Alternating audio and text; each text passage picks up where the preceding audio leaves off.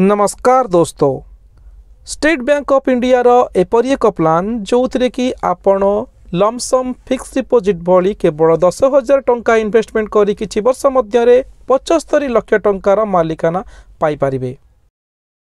Future रे पिला मानक पई आपण को एक बड़ फंड रो दरकार पड़ी थाए कहीं ना सेमानकर बाहाघर सेमानकर हायर स्टडी आउ निजर रिटायरमेंट प्लानिंग एथिपाई आपण को एक बड़ फंड रो दरकार निश्चित ही पड़िबो।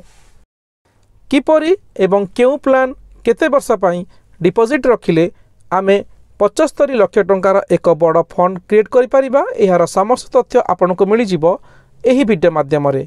वीडियोटी आरंभ करबा पूर्व आपण को एक छोट रिक्वेस्ट, वीडियोटी को आपण संपूर्ण देखिबा पई प्रयास करंतु ताहाले जानि परिबे पूरा तथ्य।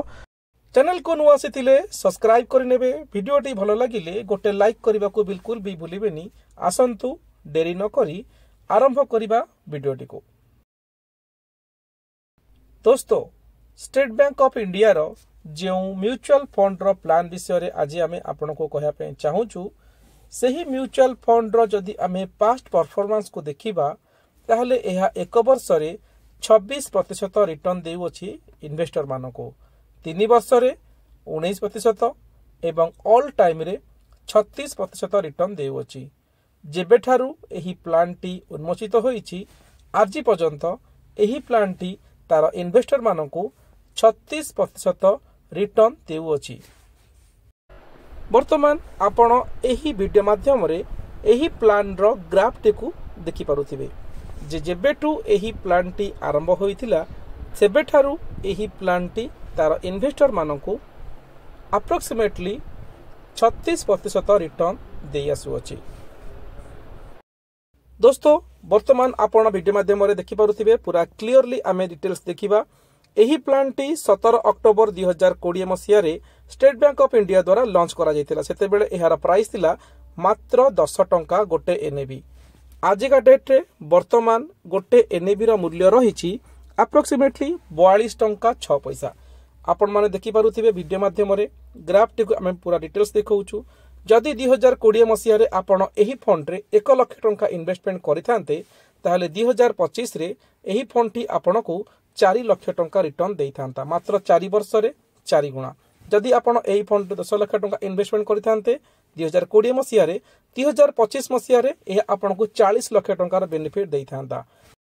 मात्र 4 वर्ष रे एतिरे इन्वेस्ट होइतिबा पैसा 2 गुणा रु अधिक रिटर्न देउ अछि। एही फंड टी रो नाम हेउछि SBI magnum children's benefit fund investment plan. एही फंड रे आपण जहाँ भी इन्वेस्टमेंट करंती एहा शेयर मार्केट रे इन्वेस्टमेंट होई थाए। तेणु करी शेयर मार्केट रे जो भली इन्वेस्टमेंट रो रिस्क फैक्टर रही थाए सेही भली म्यूचुअल फंड रे मध्य रही थाए। जेते बेले शेयर मार्केट रे भलो परफॉर्मेंस देखा जाय सेते बेले म्यूचुअल फंड रे मध्य भलो परफॉर्म करि थाए। एही फंड टी जदि आमे रिस्क मीटर रे देखिबा ताहले एही fund T high risk category रे आसु अछि।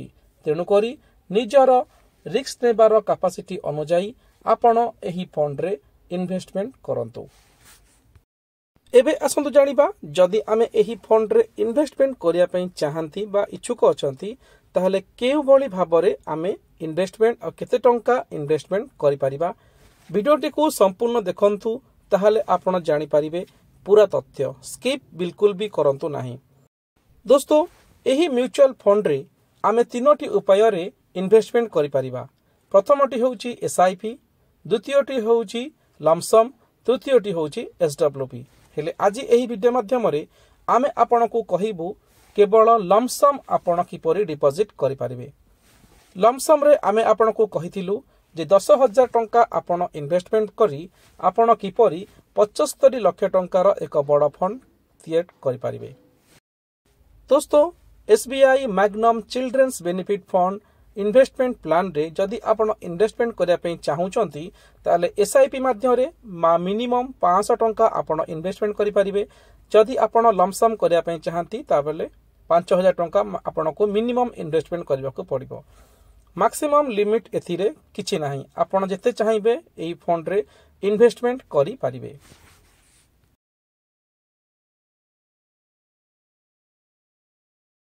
SBI magnum children's benefit fund investment plan रे कोटी कोटी लोक इन्वेस्टमेंट करिसेंती। वर्तमान एहार फंड साइज रही 3244 कोटी टंका। एहार गोटे एनएवी रो मूल्य रही 42 टंका 63 पैसा। एनएवी हेउची गोटे म्यूचुअल फंड रो यूनिट प्राइस को एनएवी बोली कहा जाए। एक्सपेंस रेशियो रही 0.80%। गोटे म्यूचुअल फंड को चलैया पई जो खर्च रही है ताकू एक्सपेंस रेशियो बोली कहा जाए। आउ एथिरे लॉक इन पीरियड रही 5 वर्ष। एबे आसलु जानिबा वीडियो मेन मुद्दा को आमे आपन को कहितलु केवल 10,000 टंका आपण इन्वेस्टमेंट करी किपरि आपण 75 लाख टंकार एक बड़ फंड पाई परिबे। दोस्तों आसंतु बुझिबा पूरा कैलकुलेशन सहित वीडियोटी। लमसम आपण इन्वेस्टमेंट करिवे 10,000 टंका। आमे आपण को कहितलु एही फंड टी 5 वर्ष रे आपण को 36% रु ऊर्ध्व रिटर्न देउछि। किंतु आमे जदी एही फंड रो एक्सपेक्टेड एनुअल रिटर्न को 21% मान के भी चालू ताहले 10 वर्ष रे आपण इन्वेस्टमेंट करिवे 10,000 टंका जो इन्वेस्टमेंट करिथिबे सेतिरे आपण को रिटर्न मिलिबो 57,275 टंका। टोटल आपण को रिटर्न मिलिबो 67,275 टंका। जदि आपण एही 10,000 टंका को आगामी 20 वर्ष पर्यंत एथिरे इन्वेस्टमेंट करी रखंती ताहले आपण को एथिरे रिटर्न मिलिबो 4,42,593 टंका। आपणकर रिटर्न आउ इन्वेस्टमेंट मिसी आपण को मिलिबो 4,52,593 टंका। मात्र 10,000 टंका 20 वर्ष आपण को 4 लाख टंका देउछि। जदि आपण एही फंड को आगामी 25 वर्ष पर्यंत इन्वेस्टमेंट करी रखंती सही 10,000 टंका को एथिरे आ कोनोसी इन्वेस्टमेंट न करी 21% रिटर्न हिसाब रे आपण को 25 वर्ष पर रिटर्न मिलिबो 11,63,909 टंका। आपणकर इन्वेस्टमेंट रिटर्न मिसी आपण को मिलिबो टोटल 11,63,909 टंका। जदि आपण एही फंड को आगामी 30 वर्ष पर्यंत एथिरा कोनोसी इन्वेस्टमेंट न करी एहा को सही परि रखंती 10,000 टंका आपण को 21% रिटर्न हिसाब रे आपण को टोटल रिटर्न मिलिबो 30,34,816 टंका। आउ आपणकर इन्वेस्टमेंट मिसी आपण को मिलिबो 30,44,816 टंका। जदि आपण एही स्कीम को एही फंड को न उठेई 35 वर्ष पर्यंत आपण इन्वेस्टमेंट करी रखंती सही 10,000 टंका आपण को रिटर्न देबो 21% हिसाब रे आपण को टोटल रिटर्न मिलिबो 78,87,470 टंका। आपणकर रिटर्न आउ आपणकर 10,000 टंका इन्वेस्टमेंट मिसी आपण को टोटल मिलिबो 78,97,470 टंका। दोस्तों जदि आपण गोटे छोट अमाउंट को इन्वेस्टमेंट करी बहुत बड़ अमाउंट तैयारी करिया पई चाहंती ताहले आपण को एथि पई समय देबा को पड़िबो। म्यूचुअल फंड रो पावर ऑफ मल्टीप्लिकेशन रो बहुत पावर अछि जहा कि आपण को फंड को 2 गुणा करिबारे बहुत कम समय नै थाए।